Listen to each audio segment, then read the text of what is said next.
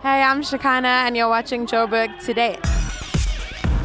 4,000 security guards spread across 103 buildings in the city of Johannesburg are being insourced to join the city's payroll. Their salaries will most likely be doubled. The city says it pays on average 14,000 rand per security officer. However, these officers receive as little as 4,500 rand per month in salary. We chatted to Michael Sun, the MMC for Public Safety, to learn more about this initiative. When you look at the wider, aspect, you really look into the lives of ordinary residents in the city of Johannesburg, we find that the security guards were being paid as low as 4,000 rand a month.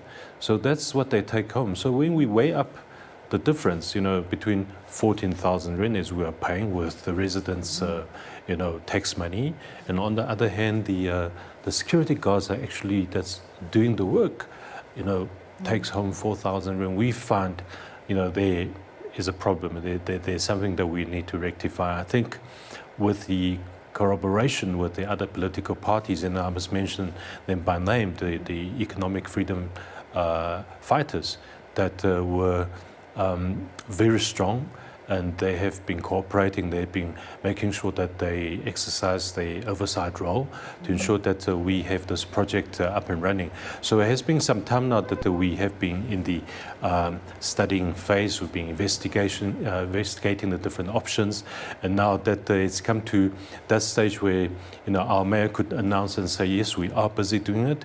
The job is actually much bigger than we all anticipated. So the administration, needed some more time to ensure that we have a smooth and a proper process in going out with the recruitment of the security guards. Sure.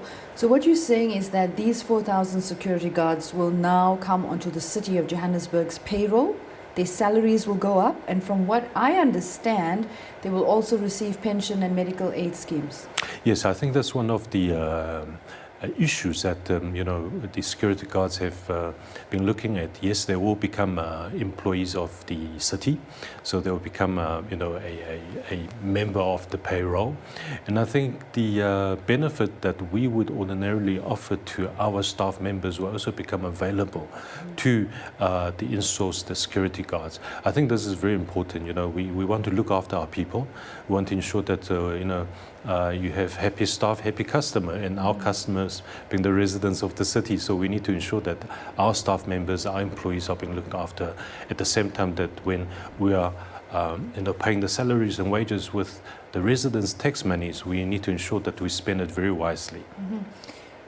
If you are taking away the costs from the security companies, what would be the other hidden costs for the city of Joburg? There are the overheads we need to look at, the equipment, the vehicles, the uniforms, the radios, and all other overheads in running this security service.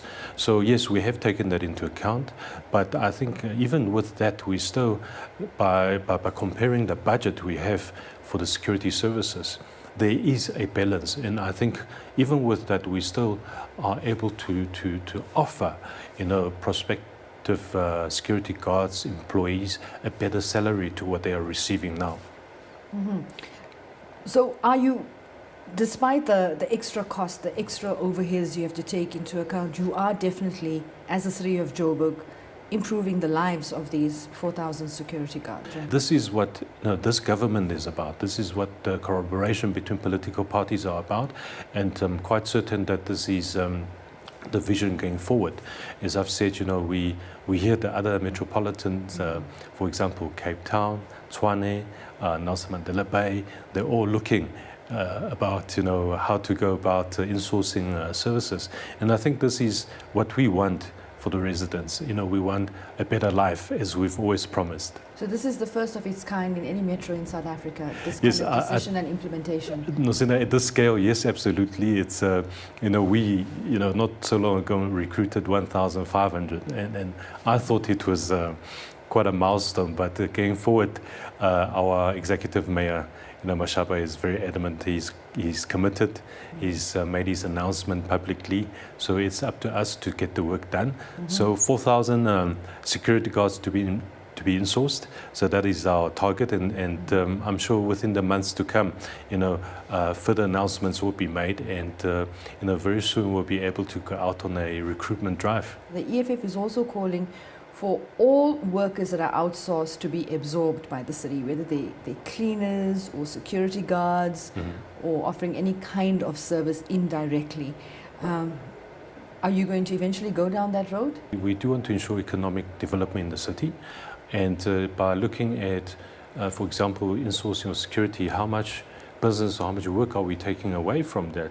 So when you weigh up the balance and all the factors, we've decided that insourcing doesn't, actually do anybody bad.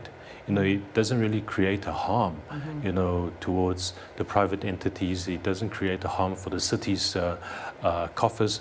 It certainly does not create any harm for the city's economic development. So on that score, we had to consider a lot of different aspects and consider them very carefully to say that by doing this, we're not going to put someone out of business. And if the model works, we certainly want to implement it to the other outsourced services. But of course, in a phased approach, that's my personal view.